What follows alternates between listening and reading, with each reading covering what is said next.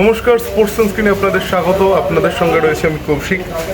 আজকে আইএফএ অফিসে এসেছেন চৈতালি সংঘের মাঠ সচিব সঞ্জয় পাল এবং তার অভিযোগ তারা 4 ডিভিশনের টিম এবং তাদের যে প্রতিপক্ষ আরিয়াদহ, সেই আরিয়াদহের ফুটবলাররা যেখানে আন্ডার-17 ফুটবলার খেলানোর নিয়ম রয়েছে, খুব সবথেকে বেশি বয়সের হলে 17 বছর, কিন্তু তার বেশি নয়।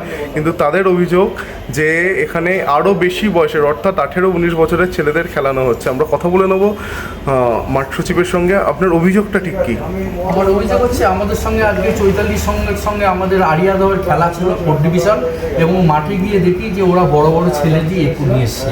আমরা রেফারিকে প্রোটেস্ট করেছি, রেফারি ওদের কার্ড নিয়েছে, কার্ডে ওদের অমনি বয়সই লেখা আছে, কিন্তু তাও আমরা আইএফএ ভেরিফাই করার জন্য আমরা একটা প্রোটেস্ট নোট নিয়ে আইএফএ কাছে এসেছি।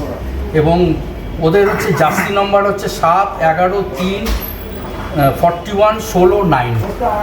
তো আইএফএর তরফ থেকে আপনাদের কি জানানো হয়েছে? আইএফএর তরফ থেকে জানানো হয়েছে যে খেলা শেষ হলে রেফারির যে আমরা প্লেয়ার লিস্ট দিয়েছি তাতে রেফারিকে কমপ্লেন করে দিন, তারপরে আমাদের আসবেন। খেলা শেষ হওয়ার পর আপনি প্রোটেস্ট লজ করতে পারবেন। আপনাদের খেলা কি এই মুহূর্তে চলছে? এই মুহূর্তে আমাদের খেলা চলছে। কোন মাঠে?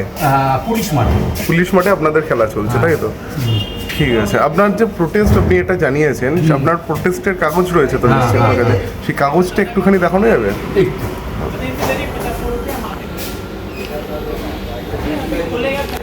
তো আইএফএর তরফ থেকে আপনাদের যে পরামর্শ দেওয়া হয়েছে এবং এটা দেখার যে আশ্বাস দেওয়া হয়েছে, তাতে কি আপনারা সন্তুষ্ট?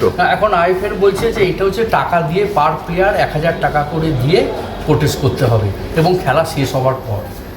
তো আপনারা সেটা রাজি আছেন? আমরা সেটা যাচ্ছি মাঠে গিয়ে, খেলাটা শেষ হোক, রেফারিকে বলবো, রেফারি প্লেয়ার লিস্টে ওরা লিখে দেবে, তারপর আমরা আইএফএতে এসে টাকা দিয়ে প্রোটেস্ট লিস্টটা করবো।